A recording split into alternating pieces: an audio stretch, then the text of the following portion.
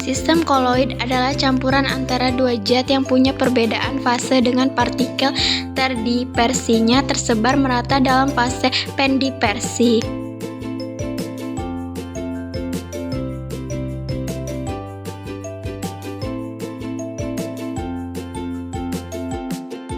Pertama-tama tuang bubuk agar-agar ke dalam panci.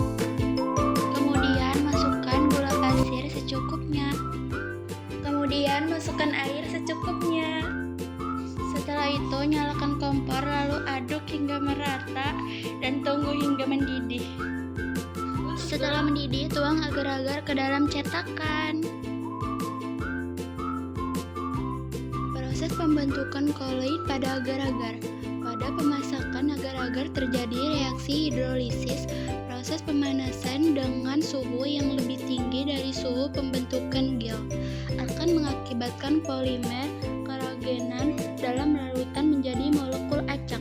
Bila suhu menurun, maka keragenan akan membentuk struktur double helix dan membentuk polimer, dan apabila penurunan suhu terus dilanjutkan pada polimer ini akan terikat saling silang secara kuat, dan dengan makin bertambahnya bentuk helix akan terbentuk agregat yang membentuk gel yang kuat. Selanjutnya, sifat koloid pada agar-agar. Di sini agar-agar mempunyai sifat koloid liofil dalam arti agar-agar yang belum jadi atau dalam fase cair teradesorpsi oleh fase padatnya sehingga mengakibatkan seolah-olah bentuk agar-agar adalah padat. Jenis koloid pada agar-agar.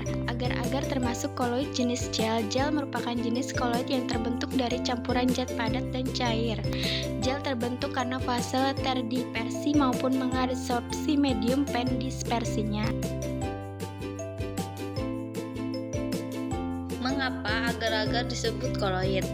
Agar-agar disebut koloid karena dalam proses pembuatannya terbentuk struktur gel yang tercipta karena ketika dipanaskan di dalam air, molekul agar-agar dan air bergerak bebas. Kemudian saat didinginkan, molekul-molekul agar-agar merapat satu sama lain, memadat dan membentuk kisi-kisi yang mengurung molekul-molekul air.